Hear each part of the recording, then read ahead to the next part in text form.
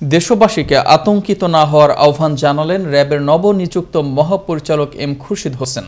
বুধবার বিকেলে নারায়ণগঞ্জে মাদক ধ্বংসকরণ এক কর্মসূচিতে প্রধান অতিথির বক্তব্যে তিনি এ আহ্বান জানান।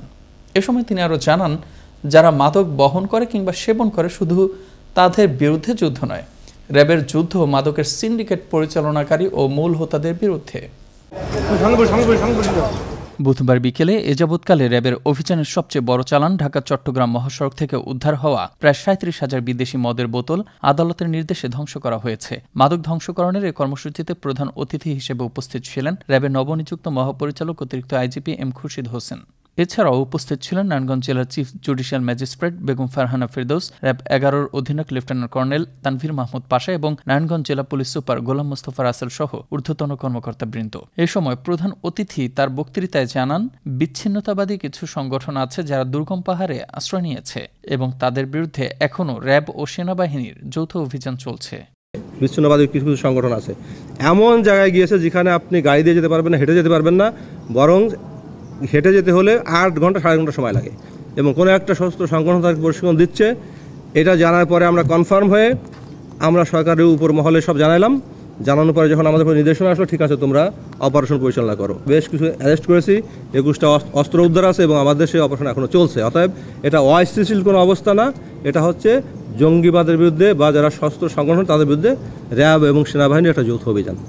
র্যাব মহাপরিচালক জানান, র্যাব হবে মানুষের আস্থার প্রতীক ও অপশক্তির জন্য আতঙ্ক। র্যাবের মূল যুদ্ধ হবে মাদক কারবারিদের মূল হোতাদের বিরুদ্ধে। র্যাবকে এমন একটা পর্যায়ে নিতে চাই যে র্যাব হবে মানুষের নিরাপত্তার প্রতীক, র্যাব হবে সাধারণ মানুষের আস্থার প্রতীক। পক্ষান্তরে যারা অপশক্তি, যারা এই মাদক কারবারি বা মাদক ব্যবসা পরিচালনা করে, যারা জঙ্গিবাদ, এদের জন্য র্যাব হবে আতঙ্কের প্রতীক। যারা মাদক ক্যারিয়ার বা যারা ইউজার, তাদের বিরুদ্ধে না, আমার মূল যুদ্ধ হবে যারা সিন্ডিকেট পরিচালনা করে, যারা মূল হোতা, তাদের বিরুদ্ধে। এদিকে সরকারি কর্মকর্তা কর্মচারী থেকে শুরু করে শিক্ষকরাও মাদকে জড়িয়ে যাচ্ছে বলে দাবি করেন এম খুরশিদ হোসেন।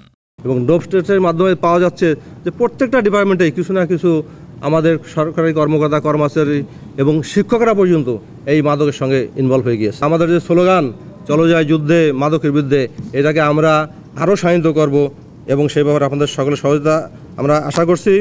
এবং সেই আশা রেখে আজকের যে এখানে মাদক ধ্বংস অভিযান পরিচালনা করবে ম্যাজিস্ট্রেট সাহেব আমাদের উপস্থিতিতে। র্যাব হোক জনগণের আস্থার প্রতীক, মাদক, সন্ত্রাস ও জঙ্গিবাদ নির্মূলে এবং দেশমাতৃকার কল্যাণে অব্যাহত থাকুক র্যাবের অভিযানের এমন ধারাবাহিকতা, সে প্রত্যাশা সর্বমহলের। মোস্তফা কামাল তোহা, আনন্দ টিভি, ন্যাশনাল ডেস্ক।